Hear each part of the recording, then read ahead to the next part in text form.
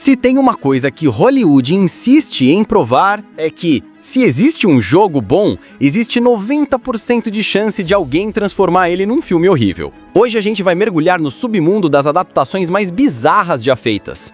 Filmes que não só desrespeitam os games, como também desrespeitam a nossa inteligência, o nosso tempo e até a nossa paciência de fã. Então já mete o dedo no like, se inscreve aqui no canal e ativa o sininho, porque se esses diretores conseguiram ganhar dinheiro com essas bombas, você pode ajudar esse vídeo a ser muito mais épico do que qualquer adaptação de Street Fighter: A Última Batalha. Preparado? Então bora pra lista!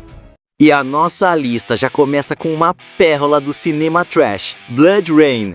Pra quem não conhece, o jogo original é um clássico cult dos anos 2000. Sombrio, gótico, cheio de ação estilosa, vampiros violentos e uma protagonista carismática que parecia saída direto de uma capa de revista.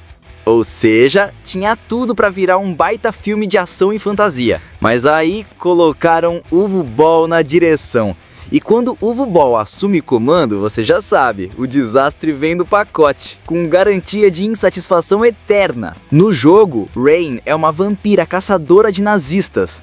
No filme ela passa mais tempo perdida em diálogos sem sentido do que caçando alguma coisa. É sério, a história parece que foi escrita numa tarde chuvosa em cima de um guardanapo amassado. As cenas de luta, que deveriam ser o ponto alto, parecem briga de criança com espada de plástico comprada na feira. E sabe quando você tem um elenco até respeitável e mesmo assim nada funciona? Pois é, Kristanna Loken até tenta, mas o carisma da personagem ficou preso dentro do jogo. Ben Kingsley, sim, o cara que ganhou um Oscar interpretando o Gandhi. Aqui parece que tá fazendo cosplay de vilão de novela mexicana, só que sem emoção nenhuma. E Michael Madsen, coitado, parecia estar num estado entre atuação e coma induzido. Os efeitos especiais parece CGI de demo gratuita do Windows 98. Os cenários, figurinos e fotografia dão aquele ar de produção amadora filmada no quintal da escola. A cada cena você fica com aquela sensação de: isso realmente foi lançado no cinema? E a resposta é sim. E não só isso, como também gerou duas continuações igualmente tenebrosas: Blood Rain 2, Deliverance e Blood Rain 3, The Third Reich. Isso prova que o cinema é capaz de insistir no erro e piorar cada tentativa. No fim, Blood Rain entrou para a história não como uma adaptação de sucesso, mas como um exemplo perfeito de como destruir uma franquia promissora. Se você é fã dos jogos, vai sentir raiva. Mas, se você curte um trash de qualidade duvidosa, talvez dê boas risadas, porque o filme é tão ruim que de certo modo acaba sendo divertido. Tipo aquela piada que não faz sentido, mas você ri de nervoso. Resumindo, Blood Rain é aquele tipo de filme que prova que às vezes é melhor deixar os games quietinhos no console.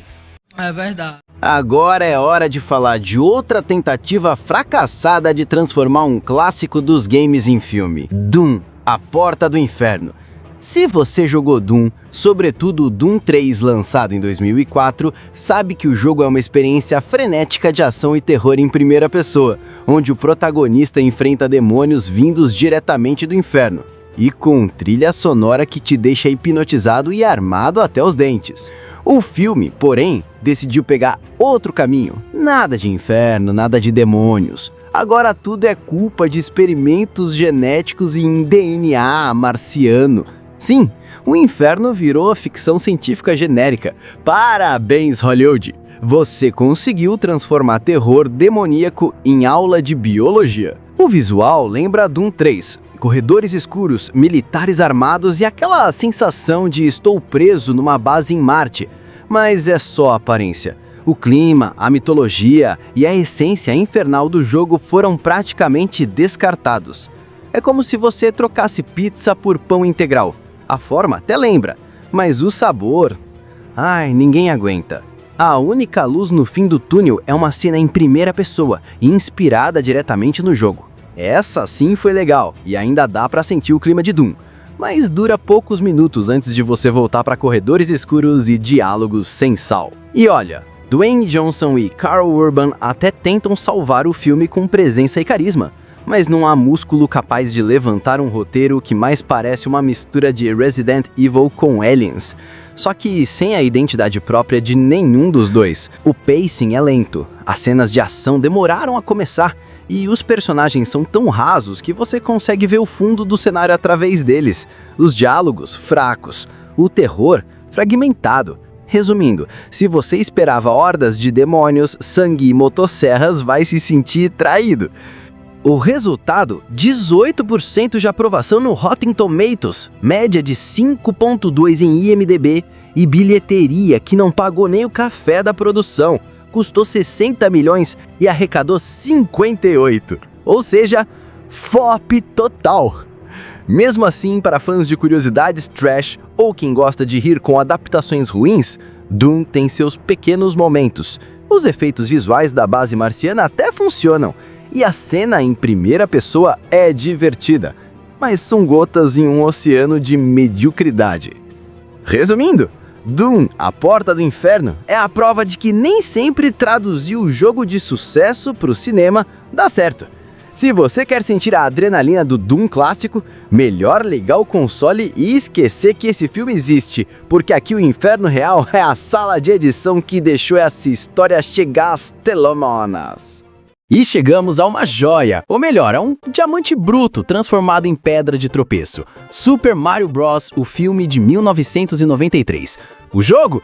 Colorido, alegre, fantasioso e cheio de criaturas carismáticas. O filme? Um pesadelo cyberpunk distópico chamado Dino Hutton, onde dinossauros evoluíram numa dimensão paralela e resolveram dominar o mundo. Sim, você ouviu direito. Não há cogumelos mágicos, nem princesas em castelos, nem mesmo o bom humor do Mario. Só caos, prédios escuros e gumbas gigantes com cabeças minúsculas, que mais parecem uma piada visual de mau gosto. O elenco até tinha nomes conhecidos. Bob Hoskins como Mario, John Leguizamo como Luigi e Dennis Hopper como Rei Copa. Mas nem isso salvou o desastre. Bob Hoskins disse publicamente que foi o pior trabalho de sua carreira. E olha que ele interpretou Mario. Imagine a frustração. O roteiro, um verdadeiro Frankenstein. Mudanças constantes, brigas nos bastidores e uma história que só lembra o jogo pelos nomes dos personagens. Koopa virou um ditador de sci-fi bizarro e Toad virou cantor de bar de Dino Hutton.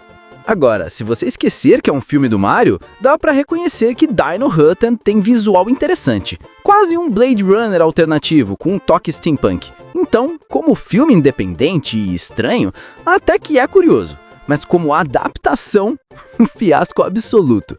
E a prova disso tá nas notas. Rotten Tomatoes com míseros 29%, IMDb 4.1 de 10 e bilheteria que não pagou nem o café da produção. 50 milhões gastos e só 38 arrecadados. Hollywood, parabéns! Vocês transformaram o encanador mais famoso do mundo num filme que ninguém pediu. Apesar de tudo, o filme conquistou o status de cult trash com o tempo. Alguns fãs curtem justamente pela bizarrice e pelo descaramento de se afastar totalmente do universo original. É como aquele parente esquisito que você evita em reuniões familiares, mas secretamente adora ver quando aparece. Resumindo, se você quer reviver a nostalgia do Mario, melhor ligar o console. Mas se gosta de filmes ruins, ousados e bizarros, com certeza vai se divertir com essa pérola de Dino Hutton. Afinal, nem todo desastre cinematográfico é totalmente inútil. Às vezes ele é só memoravelmente estranho. Se você já viu adaptações de jogos ruins, prepare-se para DOA, Vivo ou Morto, ou, como alguns críticos chamam, o filme que fez o vôlei de praia parecer relevante. O jogo, uma série de luta clássica cheia de personagens carismáticos, golpes estilosos e rivalidades intensas. O filme, um festival de confusão narrativa, personagens sumidos e atuações tão cômicas que você vai se perguntar se não caiu no episódio perdido de Baywatch Lutadores Mortal Kombat Edition. Vamos por partes. A história é praticamente inexistente. Nada de drama envolvente, nada de rivalidade marcante, apenas um enredo que parece ter sido escrito em uma tarde de preguiça.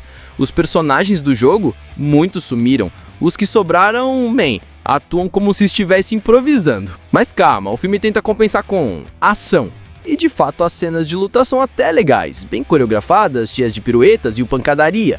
Mas não espere profundidade, porque aqui é tudo cérebro desligado e músculos ligados. O filme inclui referências ao jogo, claro, logo da série na tela, vôlei de praia sim, vôlei de praia. E alguns golpes que os fãs reconhecem, mas é só isso, pequenas piscadinhas de nostalgia em um mar de absurdos. A recepção? Críticos detonaram, Rotten Tomatoes detona, fãs remungam e a Game Trailers até elegeu DOA como o 10º pior filme de videogame da história. Mas se você deixar de lado a fidelidade ao jogo, pode aproveitar o que ele realmente quer ser. Um filme de ação sem pretensão, cheio de luta exagerada, explosões e personagens que se levam muito menos a sério do que você imaginaria. Resumindo, DOA, Vivo ou Morto não é a adaptação que os fãs dos jogos mereciam, mas pode ser divertido se você entrar no espírito certo, sentar no sofá, desligar o cérebro e aproveitar a ação exagerada. É como se o jogo tivesse decidido tirar férias e enviar dublês para salvar a humanidade. E esqueceram de incluir a história.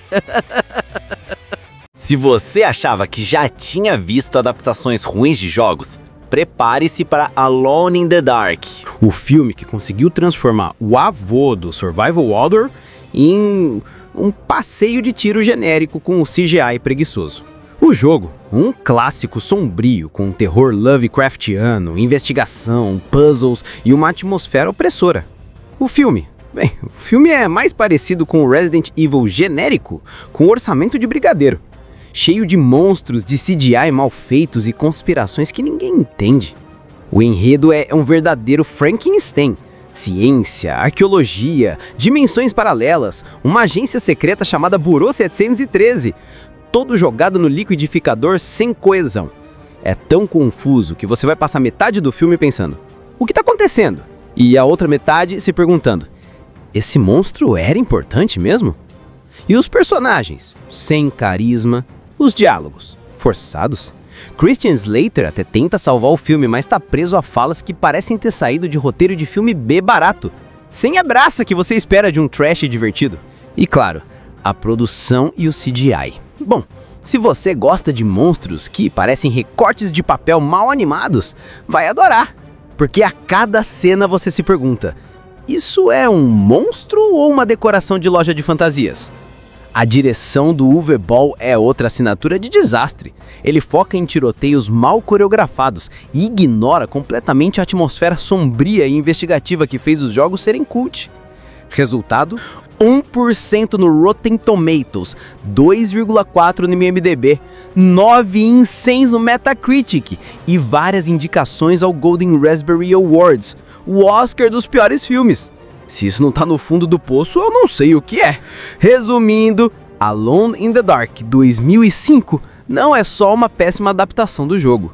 É uma péssima experiência cinematográfica em qualquer nível. Se você gosta de survival horror, melhor ligar o console. Se gosta de rir com filmes ruins, este aqui é quase obrigatório. Só não espere entender nada da história. E esse foi o nosso passeio pelos piores filmes baseados em games. Se você sobreviveu a Blood Rain, Doom, Super Mario Bros, DOA e Alone in the Dark, parabéns, você merece um prêmio. Lembre-se, alguns jogos nasceram para ser jogados e não transformados em tragédias cinematográficas. Deixa o like, se inscreve e me conta nos comentários qual desses filmes te deixou mais chocado.